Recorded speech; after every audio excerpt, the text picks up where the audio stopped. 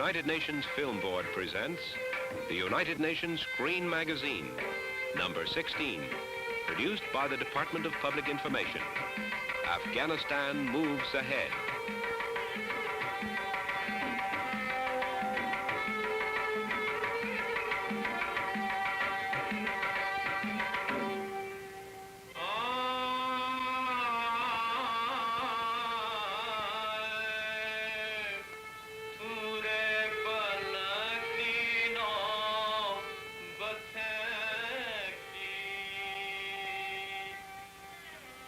This is Afghanistan, a land of barren mountain ranges and wide plains, of lifeless deserts and fertile valleys. Long, long ago, great trade routes crossed these mountains and valleys, linking together the empires of the ancient world. Along them passed silk caravans from China, the Greeks of Alexander the Great, the warrior hordes of Genghis Khan and the emperors of Islam.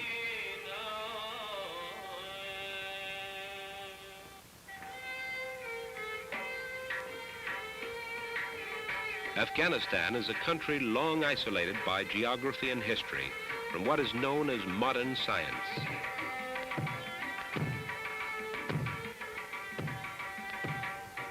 "12 million people live here, following a way of life that has changed but little in the past 1,000 years.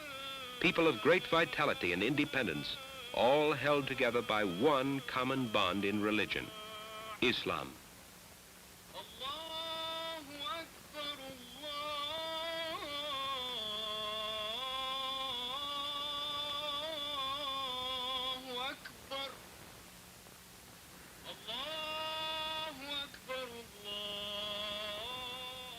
The Afghan government has been making strenuous efforts to develop their country, and in 1950 called upon the United Nations to help by providing technical assistance experts.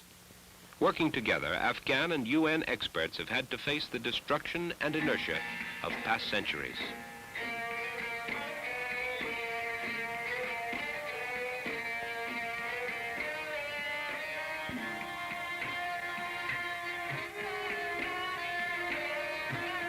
Once Afghanistan was rich and fertile, situated at the crossroads of Asia.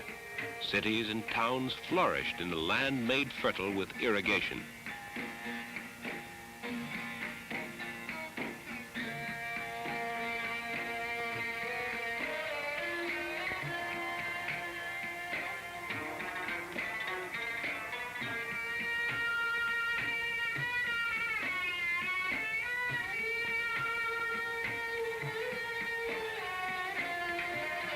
Today, the prosperity of ancient times has vanished. Invasion after invasion led by Genghis Khan, Tamerlane the Great, and other conquerors ravaged the country.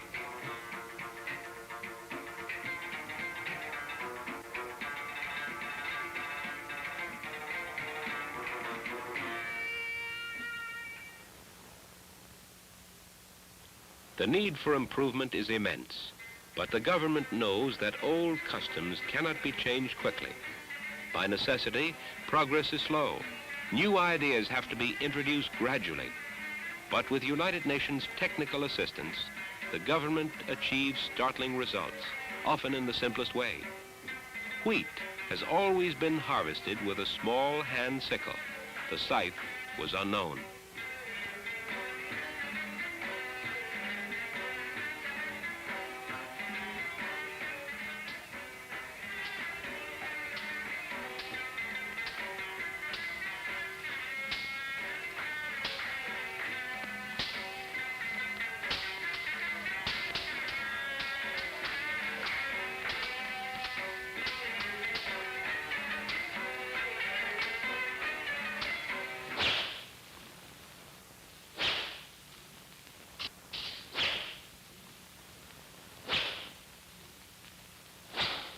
It's a long way from the wheat fields of Austria to the valleys of the Hindu Kush, but two Austrian technicians were brought here to work with the Afghan farmer.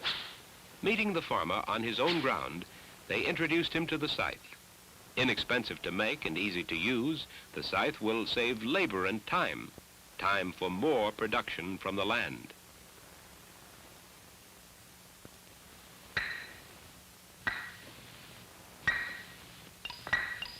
Salt is scarce and valuable. For centuries, it has been laboriously chipped out of these salt mines with a broad pickaxe. Nearly 1/3 of the salt was wasted. Now the experts have suggested one simple improvement. Use a saw in place of the axe, and the waste will be less, work made easier, and more salt produced. Soon there will be more salt for the people and for their animals.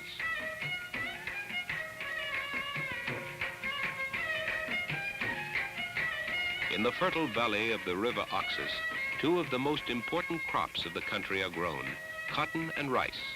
But the abundance of water that make the valley so fertile also provides a breeding place for the Anopheles mosquito, carrier of malaria.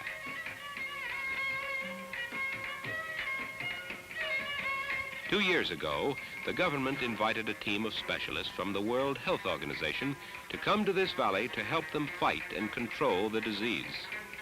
The new scientific approach has already brought about quite a revolution in the lives of the people. Not long ago, over half the people living here had malaria. Now, in the short space of 2 years, they're well again and prosperity is returning to the land.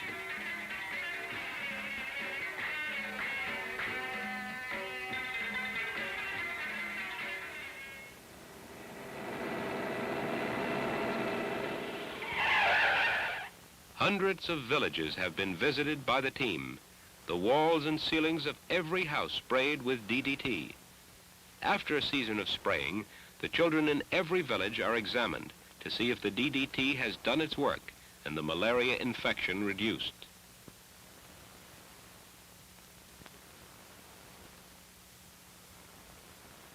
The government is making good use of the doctors of the World Health Team. Young Afghans are constantly working with them, sharing in their knowledge and learning the new techniques of malaria control. Soon the team of specialists will leave, their task of instruction done, and the fight against malaria will continue in well-trained hands. With the return of good health to the people come demands for other improvements. The government asked for a cotton expert to show the farmers what can be done with new ways of cultivation.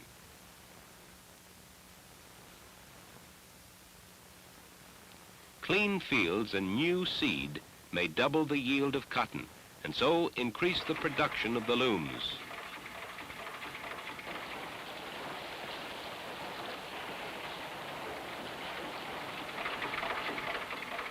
To increase production, to make the fullest possible use of resources, and so to raise the standard of living, that is the purpose of the government in requesting technical assistance from the United Nations.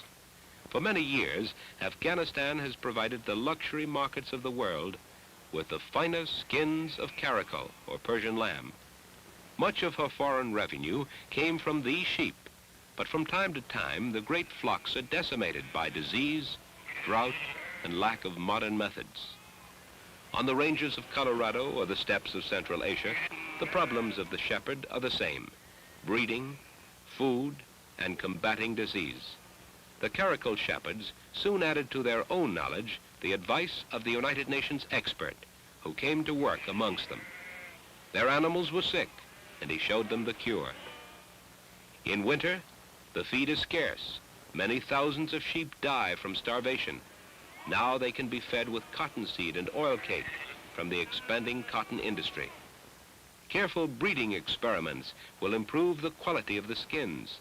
Exports will increase, and more foreign exchange will be available for further development. Coal mining, for example.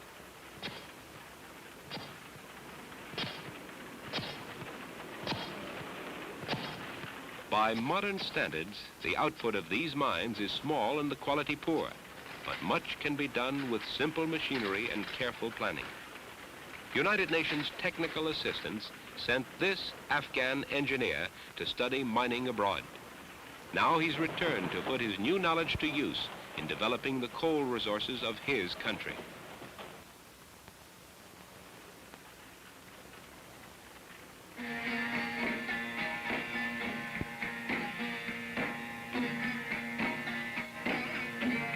Today, encouraged by the success of her own initiative, Afghanistan looks forward with hope and confidence.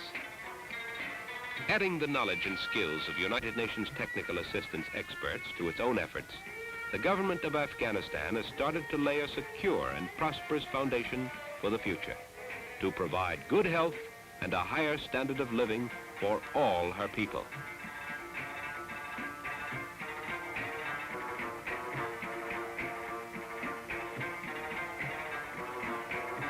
This is the United Nations.